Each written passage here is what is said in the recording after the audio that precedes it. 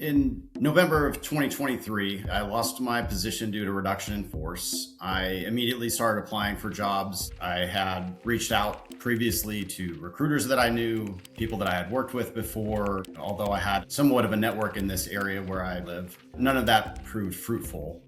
Fast forward to late summer of 2025, I found the reverse recruiting concept. I reached out to the reverse recruiting agency and applied to basically be on their client list. What they were able to do was get me some opportunities at interviews. And eventually, after about 2 months here in December of 2025, I did get a job offer and then started on January 5th of 2026. The decision that went into using reverse recruiting was definitely a shift in thinking for me. It was driven by the job market, by the economy, and just by my own experience where I wasn't seeing any positive results from my individual efforts.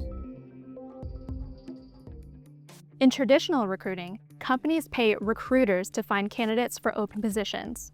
In reverse recruiting, job seekers pay recruiters to help them land a job. The concept isn't new, but the current job market is so weak that it's expanding the practice. I'd say two distinct business models for reverse recruiting. One, folks will charge you monthly, and sometimes they'll guarantee an outcome, such as a job offer. And if you don't receive the offer, they'll keep working with you until they do. Our model is quite different in that we do charge a monthly fee, but the majority of our revenue comes from what's called a success fee. Upon securing an offer, they pay 10% of their year one base salary, and they are refunded their first month's fee. Nick Ebel, who used Shinkarovsky's recruiting service, says this business model appealed to him. The fee that I would pay after having secured another role really made a lot of sense because I would be giving up a salary, a full-time salary, or a small percentage in this case of full-time salary, or I could just continue trying to find something on my own, which wasn't working. So I absolutely felt like it was the right decision.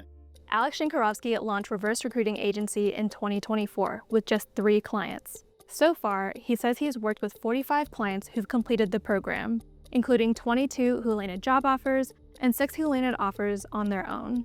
I think why reverse recruiting has seen such really an astronomical growth in both search volume, website visits, clients signing up with us and competitors, because people don't know the formula for success in this market. Economists say rising interest in reverse recruiting reflects a weakening labor market, where finding a job is becoming more competitive day by day. The February jobs report was rather disappointing. The data showed us that we lost 92,000 jobs across the economy. Unemployment crept up to 4.4%. And it comes on the heels of what has been a very disappointing 2025 for the labor market as well. If you are a job seeker right now and the time to hire is actually increased, meaning it takes you longer to find a job, to hear back from an employer, and to hopefully get a job offer, that can be incredibly frustrating, right? And we're seeing a lot more applications per job as well. So we just have more job seekers finding fewer jobs. So I think it's really important to keep in mind that the job market is a lot more competitive for job seekers right now.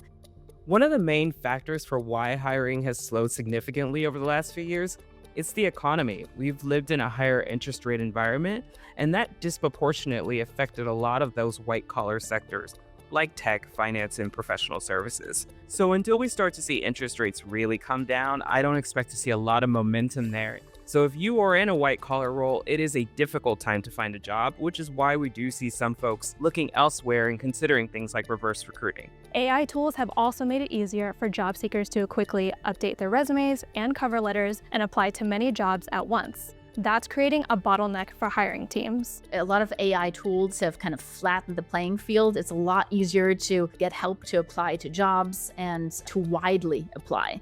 But that also means the noise is kind of picked up. We're hearing stories of a lot of job seekers, instead of applying to 5 jobs, they're applying to 105 jobs. Employers are getting a whole lot more applications. Some people, faced with intense market competition, might be willing to pay for what feels like a partner to navigate a challenging search. In this world of AI and increased technology, we are also reaching out to humans again to help us find jobs and to actually engage with someone that you can talk to. It's like me constantly pressing 0 on the phone to talk to a representative. That's literally what this is. And that to me is really interesting. So the human is still very much in the loop. Some worry reverse recruiting gives an advantage to those who can afford it, while others warn about the risk of scams. One of the concerns around reverse recruiting is that for those folks who can't afford it, they'll be less competitive in the job market, even if they have the skill set. I just have a number of concerns. One, you don't necessarily know the credentials of this person that's like representing you out in the world. Two, it could actually be deemed fraudulent by some companies. And so that could negatively impact your ability to work there now or at any point in the future. Three, I think there are some reverse recruiters that are double dipping. So they're being paid by employers and they're also trying to make money off of candidates. After doing his own research, Howard Pan decided to try it himself. He turned to a reverse recruiting service after being laid off from Amazon Web Services in January. However, he says job seekers shouldn't rely on just one method when searching for work. I would not use this service as the only method of job seeking. I will use reverse recruiters as a complement to the traditional way of job seeking, such as through LinkedIn, through recruiter reaching out, through in-person hiring events, hiring fairs, things like that.